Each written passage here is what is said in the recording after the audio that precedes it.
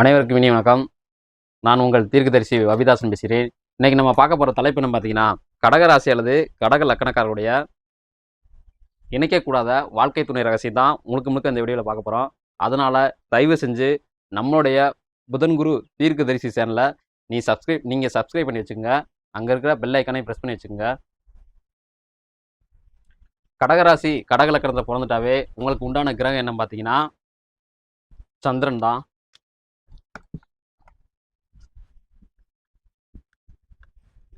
கடகம் ராசி அல்லது லக்னம், இந்த வீட்டுக்கு உண்டான கிரகம் என்ன பார்த்தீங்கன்னா சந்திரன். சரிங்களா? இந்த வீட்டுக்கு உண்டான கிரகம் என்ன பார்த்தீங்கன்னா சந்திரன்.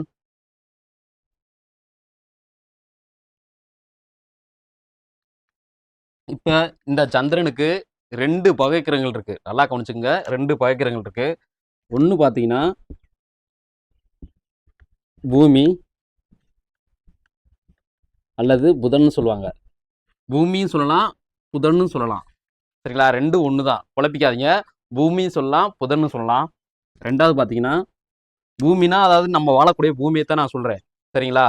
அதுவே உங்களுக்கு பகை தான். ரெண்டாவது பார்த்தீங்கன்னா குரு, இது பகை கிரகங்கள்.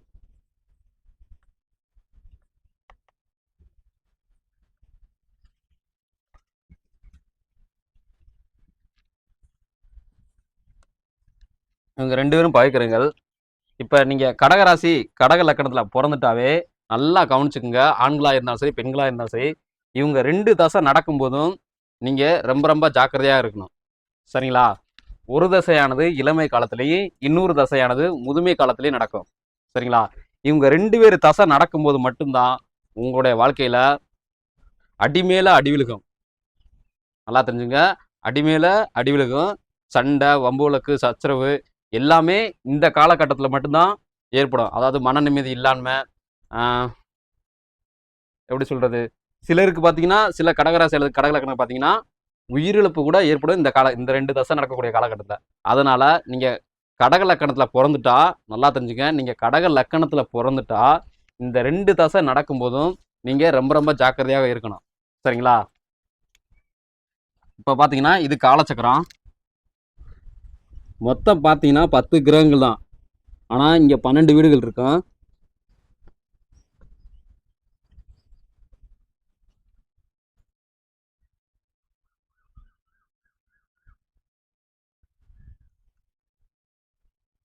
இப்போ சந்திரனுக்கு உண்டான வீடு என்ன பார்த்தீங்கன்னா இதுதான் சந்திரனுக்கு உண்டான வீடு. சரிங்களா? அதாவது கடகம். இப்போ பார்த்தீங்கன்னா கடகம் ராசி அல்லது லக்னம். சரிங்களா? இந்த வீட்டுக்கு உண்டான கிரகம் பார்த்தீங்கன்னா சந்திரன்.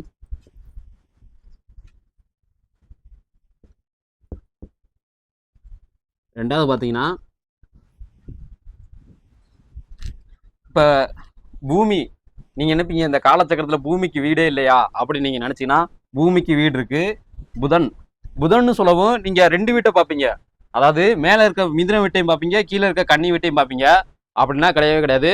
புதனுக்கு பூமிக்கு ஒரு வீடு தான் சொந்தம். நல்லா தெரிஞ்சுங்க, அது இது மட்டும்தான். கன்னி மட்டும்தான் புதனுக்கு சொந்தம். சரிங்களா? கன்னி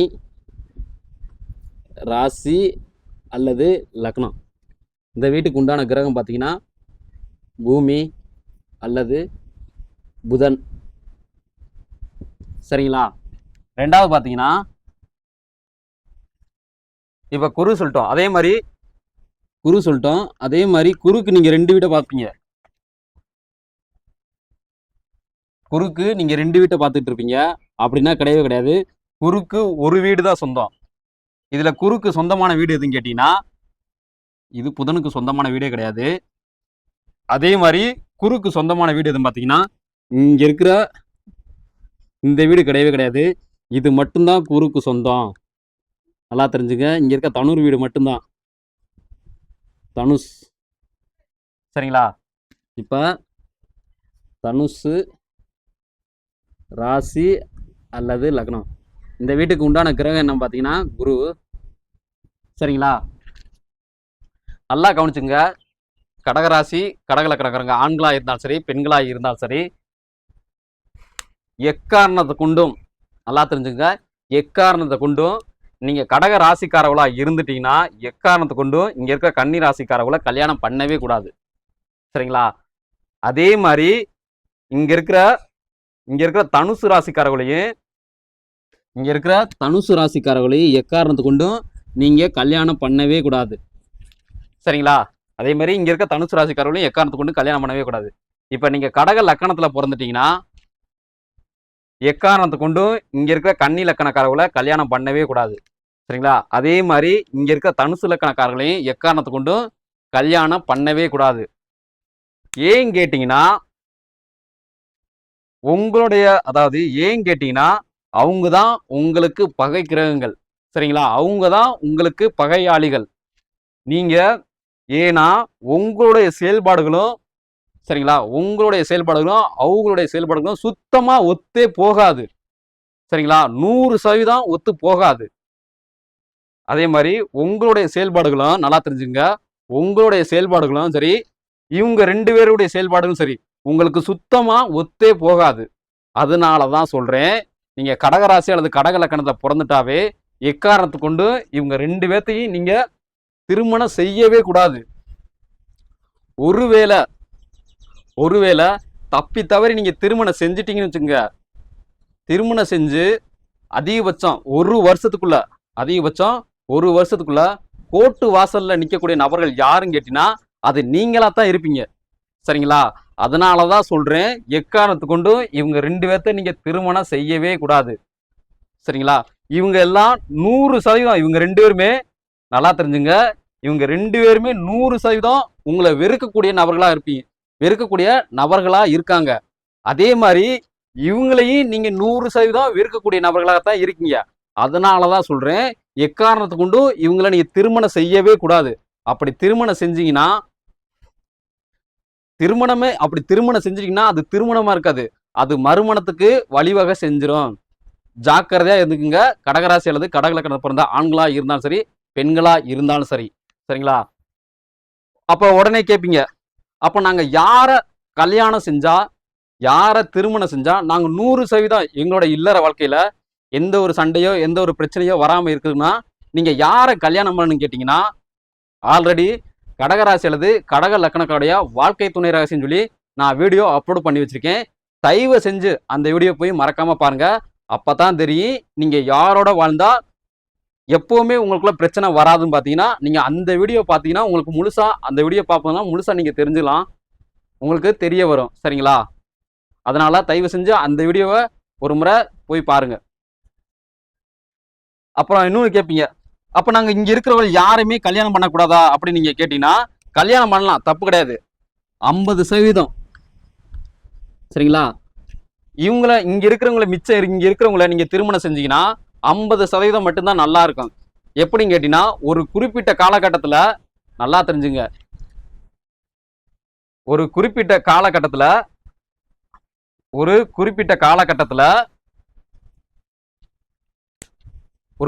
காலகட்டத்துக்கு மேல உங்களுடைய வாழ்க்கையில மிகப்பெரிய சண்டையோ அல்லது சச்சரவோ வரும்.